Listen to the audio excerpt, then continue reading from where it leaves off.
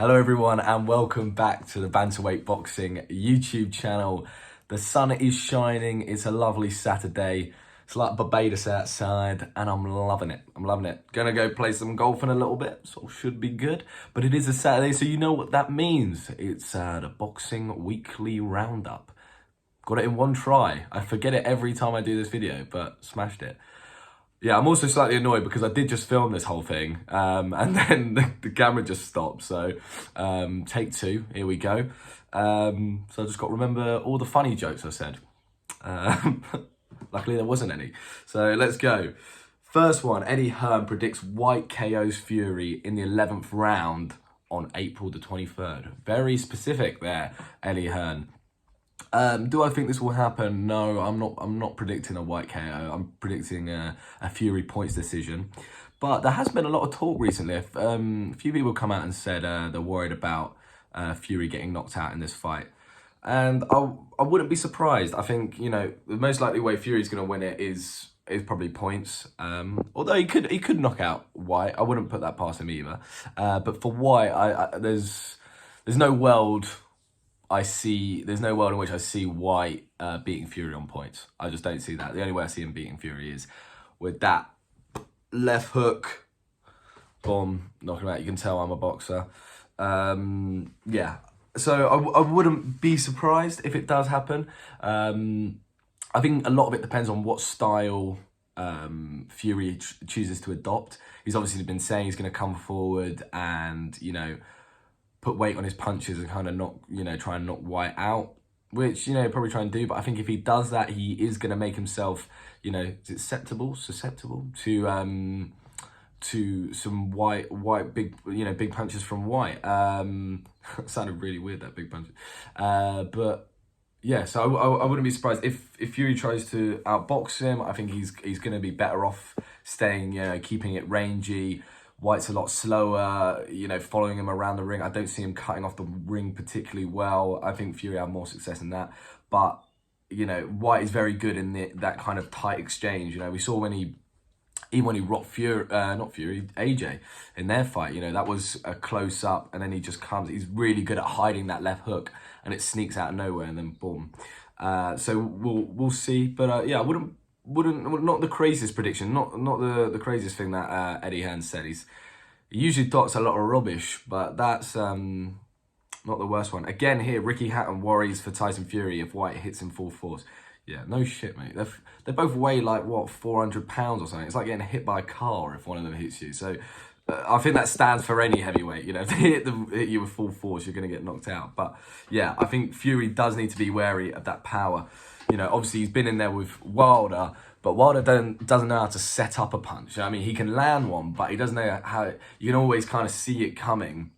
Whyte is one of his strongest assets is actually his ability to kind of hide that left hook. I saw that if you go back and watch that Chisora 2 knockout, he hides that left hook, it comes out of nowhere, and it's rare you see Chisora on the canvas the way he was. Like, he literally was flatlined. Next one, Andy Ruiz Jr. looking fast, training for next fight. Yeah, I don't really care, to be honest, but I shouldn't say that. I'm a boxing channel. No, I'm glad he's training. I'd rather you look fast in the ring, mate. Let's see you fight again.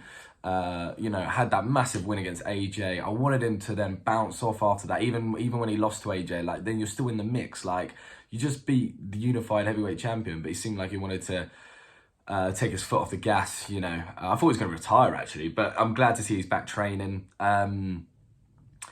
Yeah, no, he's obviously got the fast hands. It's good he's looking sharp. I think the next fight he should take is try and make that Parker fight. I think that Parker rematch is a big fight. I think it's a really big fight.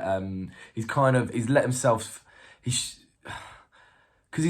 I think he's been a little bit active, but, you know, he's kind of gone under the radar for a lot of people. So I think a big fight for him, a good fight would be the Parker one. And I think it's, you know, I'd probably lean to Parker just because he's a bit more active.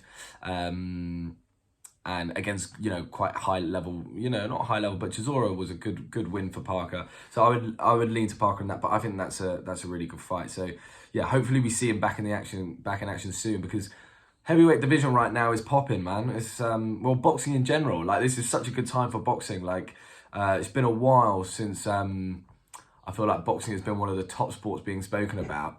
Camera nearly turned off there. God. Thank God for that. It's okay. But yeah, I think boxing is up there right now with some of the top sports. Like I think after football, maybe boxing's near there, especially in the UK right now with Fury and Whyte and AJ. Like it's just good. It's good to see. Should Anthony Joshua fight a southpaw? This is obviously referring to would it be good preparation for him to fight a southpaw before going into the Usyk fight? Yeah, of course, it's not going to do any harm, is it? Like, you're going to get used to that stance and, slipping those kind of punches, different angles and stuff like that. But the difference is, right, you're talking about Usyk here. Usyk is 1 in a million fighter. Like, there's just not many fighters who are like him. His stamina, his movement, his footwork, his hand speed, for his size, you just don't get. So there's no one I think AJ can fight in this interim fight that's going to really prepare him. But the closest he could probably do is fight a southpaw.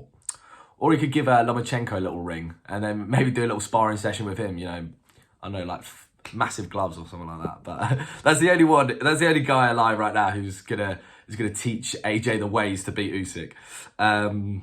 And I'd predict Loma to beat him in that spar as well. I wouldn't be surprised. KO.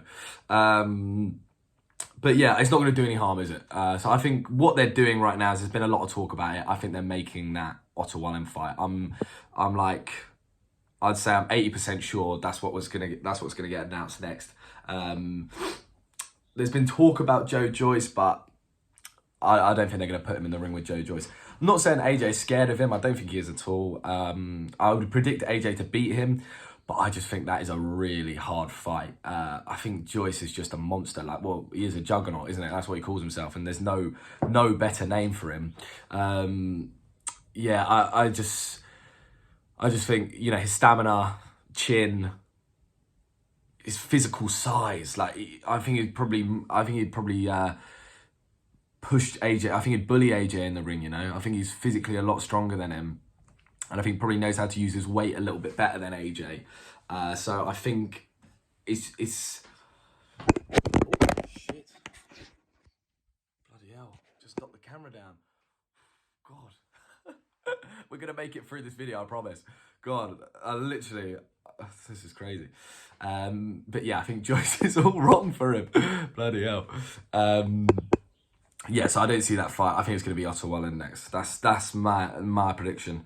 Jack Catterall not satisfied with Judge being downgraded.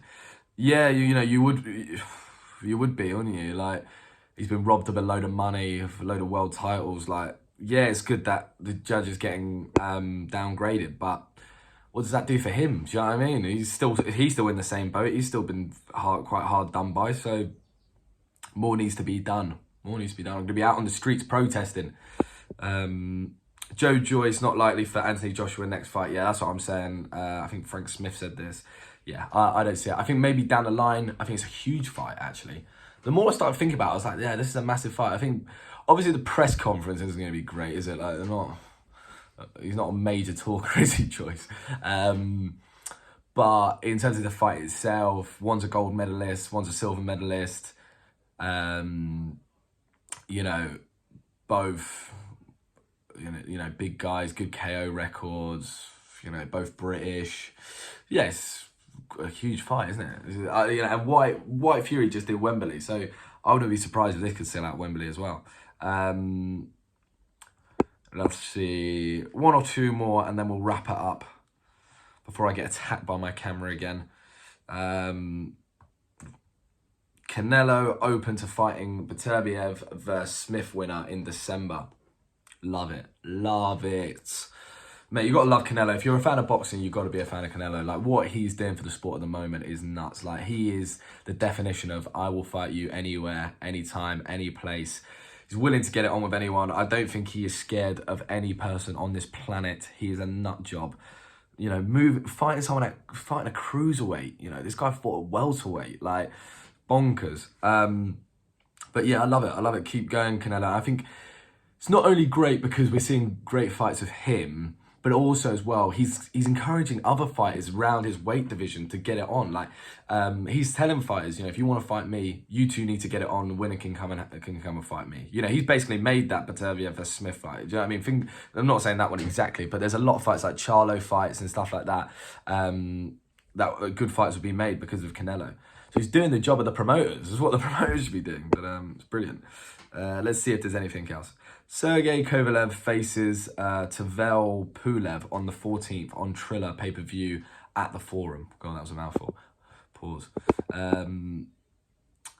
What the fuck is that? Yeah, I heard about this. Just so weird. Pulev's brother, that's Tavel, however you say it, fighting Kovalev. Like, Triller, like, who comes up with these ideas? And more importantly, I think the police need to go to whoever's house pays for this, because, like, I don't trust it. Anyone who's watching this, I don't know. It's not for me, mate. Yeah, bloody weird. they will make any fight. It's just strange. David Benavidez versus Khalid Plant in negotiations for September. So that's an example I'm talking about. You know, they'll fight because the winner of that might get another shot at Canelo. I think that's a good fight, actually. I think that's a really good fight. I'd have to give it a little bit more of a think about before I go with prediction, but yeah, I think that's a great fight. Hopefully they do make that. And the final one I end on, started with Eddie Hearn and I'll end with Eddie Hearn. Fury versus Whyte will not do 1.5 million buys, predicts Eddie Hearn. I've got no idea. I've got no idea. I think, will it? I don't know. Probably will. I'm not actually sure what the standard pay-per-view buys actually is, but all I'm taking from that is how salty Eddie Hearn is about this whole Fury Whyte situation, because he's watching it from afar, and I don't think he thought it was going to be as big as it actually was. But there seems to be a real thirst right now for boxing, especially in Britain. So it's a massive fight, and he's not tasting any of it. So I think he's a bit gutted. Anyway, I'm gonna wrap it up there. Camera nearly died, nearly hit me in the face with my own camera, but we got to the end of it, and I delivered to you guys your boxing weekly news. So thank you very much for listening. Please like and subscribe, it really helps the channel. And yeah, enjoy your weekend. Ciao.